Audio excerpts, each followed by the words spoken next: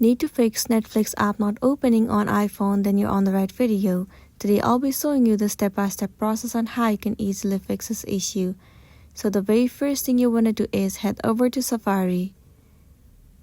In the address bar, search for Netflix outage.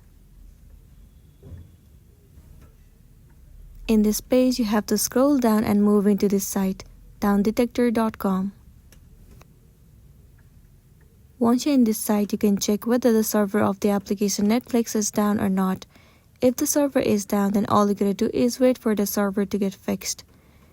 Once the server is fixed, now the next thing you wanna do is simply head over to the settings of a device. Inside settings, move into general. Head over to iPhone storage.